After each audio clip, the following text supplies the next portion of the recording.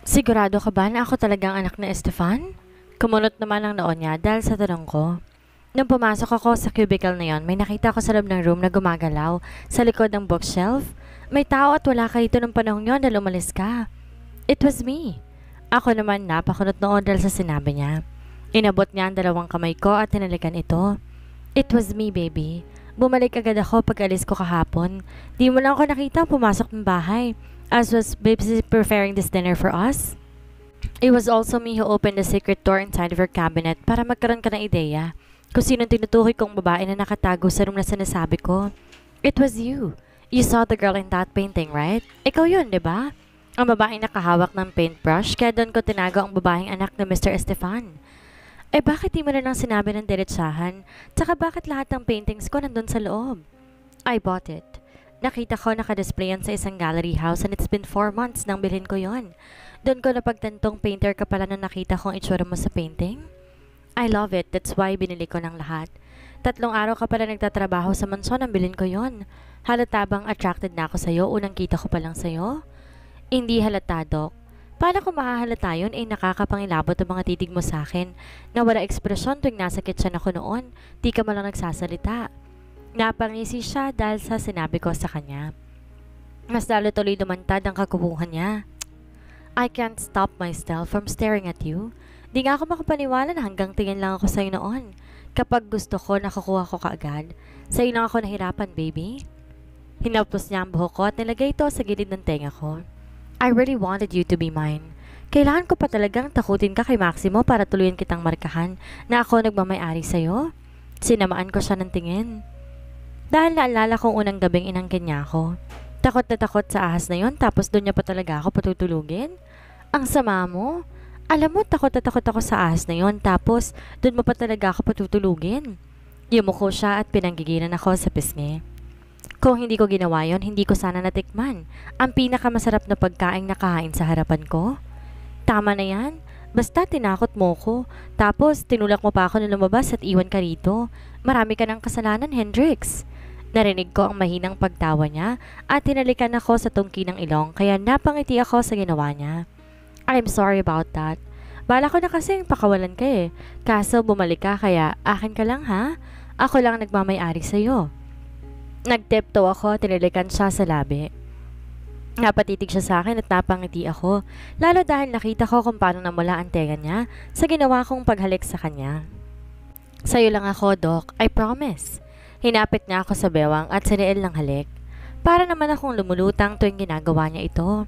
Nagpatangay ako sa kanya at sinundan ko bawat paggalaw ng mga labi niya. Napasandal ako sa wall at napapikit ako nang maramdaman ang kamay niyang umaakyat sa dibdib ko. Agad niya akong binuhat at nilapag sa kama. Wala siyang sinayang ng oras at inalis lahat ng saplot ko. Nakaramdam ako ng hiya nang tinitigan niya ang kabuuan ko. Napaigtad ako nang sinuyod niya ng halik ang buong katawan ko. Para ako bababaliw sa ginagawa niya. Napatitig siya sa akin na maramdaman ko ang kahabaan niya na nasa loob ko. Naparunok ako at napakapit sa balikat niya. I love you. Bulong niya sa akin. Ngunit di na ako nakasagot nang gumalaw siya at hinalikan ako sa leeg. Napuno ng ungol ang bawat silid at tila wala kaming kapaguran. Pagal siyang napabagsak sa tabi ko at hinila ko at niyakap. Give me 5 minutes and we will proceed to the 6th round. Narinig ko ang sexing pagtawa niya nung tampalin ko siya sa hita. Akala ko ba magde-date tayo? Sayang yung pagkain.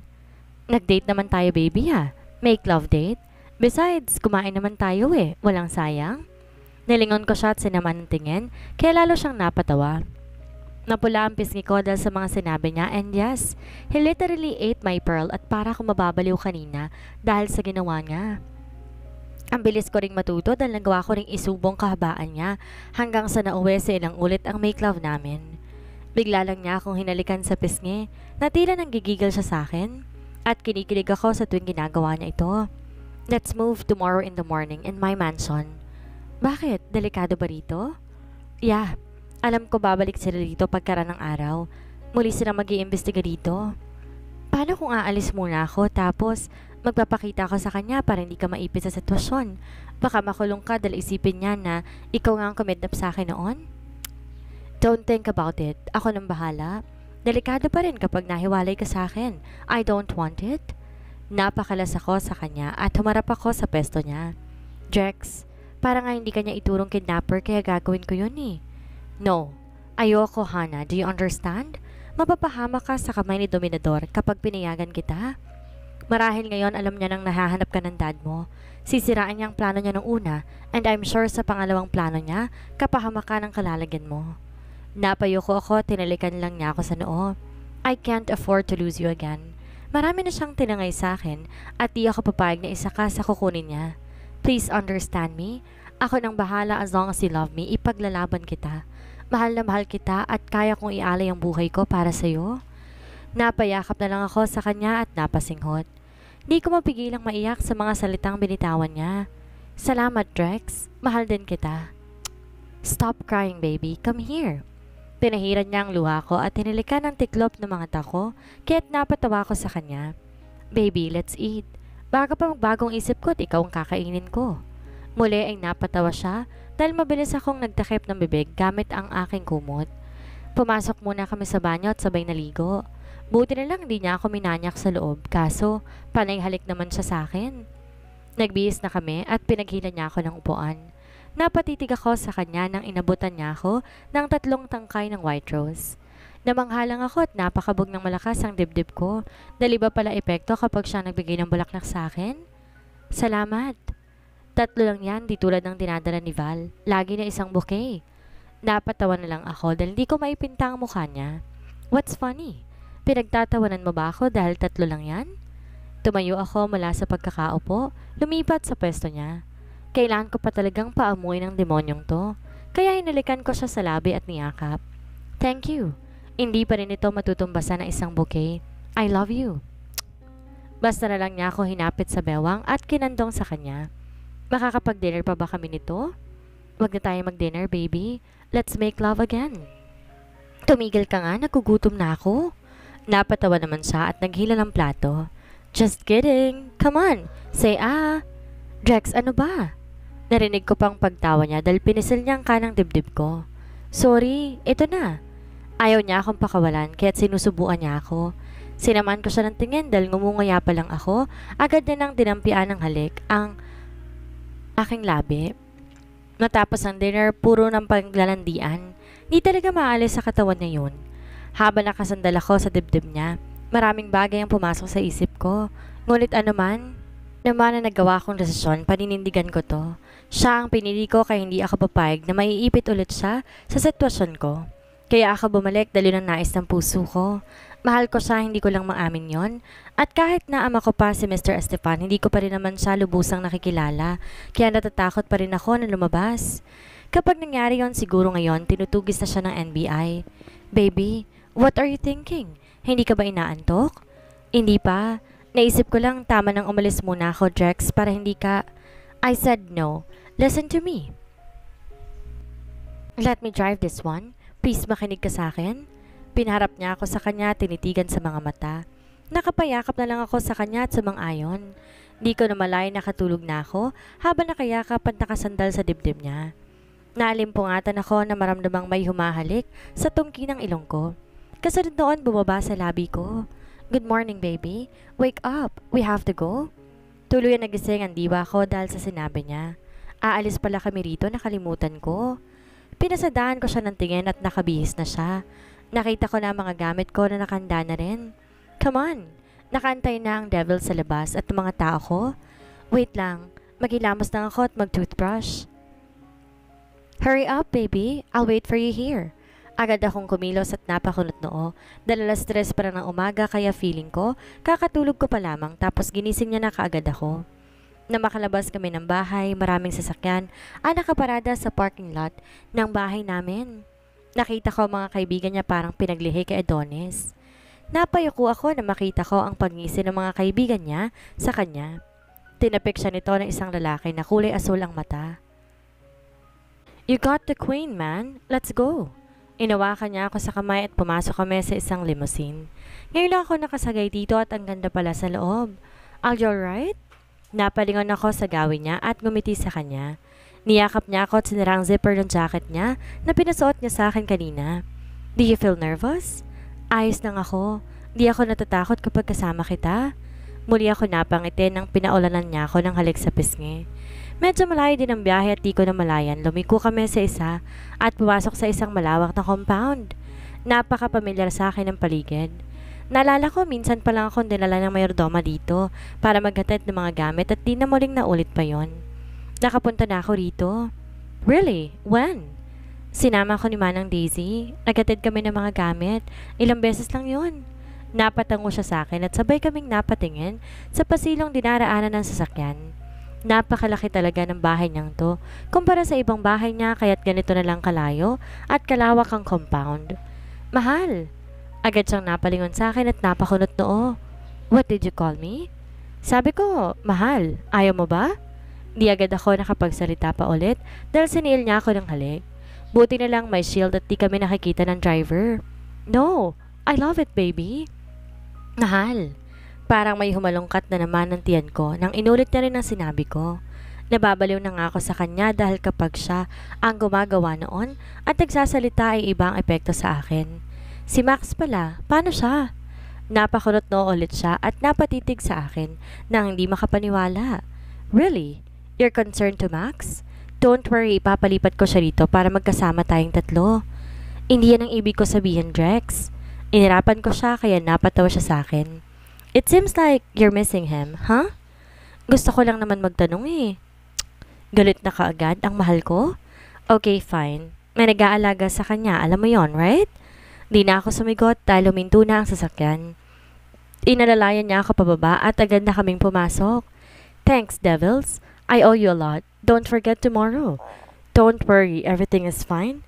Naayos ng lahat so try to check it. Asahan mo kaming lahat sa araw mo. Nagkatapikan sila ng balikat. Advance congratulations, man. At sa'yo rin, Miss Hannah. Di ko man alam kung bakit nila kami binabate. Tumango na lang ako sa kanila at nagpasalamat. We have to go. Nothing to worry about, man. Active lahat ng staff na nakabantay sa buong compound. Yeah, thanks for settling it, Velasquez.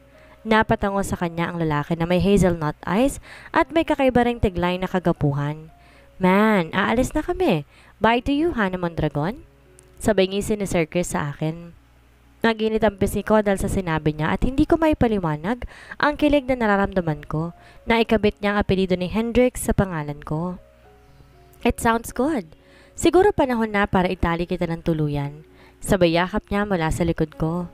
Napangiti ako dahil sa sinabi niya.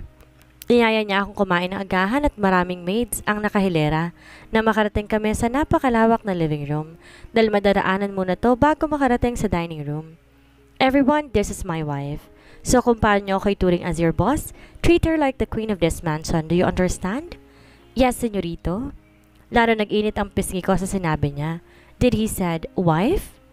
Inakbayan niya ako papunta ng dining at nagpatbulong ako sa kanya. Mahal, sobra naman yata yung queen na sinasabi mo.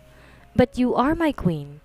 Di ko na pinansin pa ang sinabi niya na makita ko ang masasarap na pagkain na nakahain sa mesa. Ngayon ko lang naramdaman ng gutom na pala ako.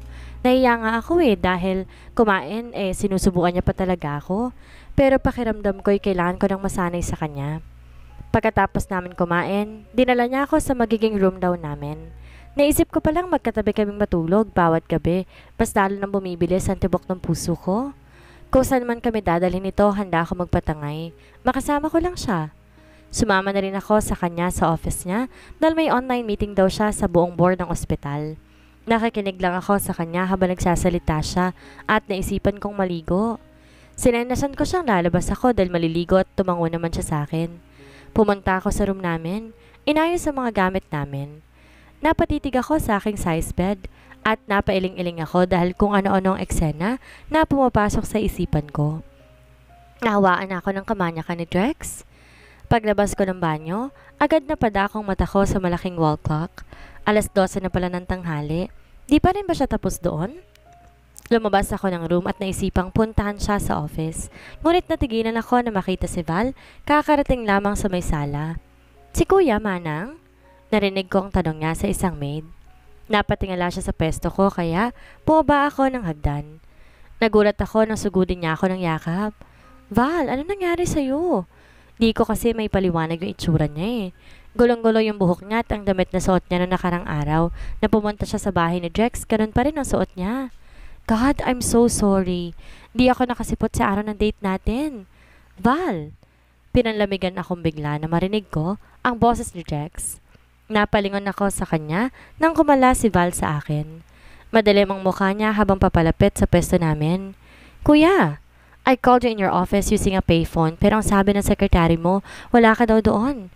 I was kidnapped yesterday by those goons. Kinuha nilang phone ko at pinakawalan ako ng mga gago kaninang alas 5 ng umaga. Nagulat pa ako sa sinabi niya. Baka yaba mukha siyang madungis dahil may kumidnap sa kanya? What?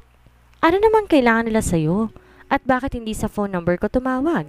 I can't reach you sa kaya sa office ako tumawag. Ninakaw din nila pati kotse ko. Damn those morons. Hahanapin ko mga gagong yon. Val, hindi ka ba nila sinaktan? Nakita mo ba yung mukha ng kumidnap sa'yo? Tanong ko sa kanya, pero napaurong ang dila ko nang mataman akong tinignan ni Jex. Lalo pa nang hawakan ako ni Val sa magkabilang kamay. I'm fine, my beauty. I did not saw their faces dahil may mga takip ang mukha nila. Papauwi na ako ng bahay nung hinarangan nila ako sa daan. But one thing I heard about is the name Alfonso. I will definitely find them. I'm sorry, Hannah. Because of that, hindi natuloy ang date natin. Doon agad ako dumiretso sa bahay ni Kuya para magpaliwanag sa'yo. Kaso, hindi ko na kayo naabutan. Okay lang. Let's talk, Val. Hannah, will you please clean my office? Pakiligpit din ang mga gamit ko. Malamig ang boses na sabi niya, kaya agad akong tumalima sa kanya. At inilang kamay kay Val dahil nakita ko kung paano nag-igting ang panga niya. Na makarating ako sa taas, nakita ko. Nag-uusap nga silang dalawa, ngunit natigilan ako na akwang bubuksan ko na ang pinto ng office niya. Make sure he won't get hurt and make sure he won't escape. Let him go exactly 5 in the morning tomorrow and make sure he doesn't know and don't show your face. Did you get the phone away? Just make sure, Alfonso. Huwag niyong gasgasan ang pangalan ko.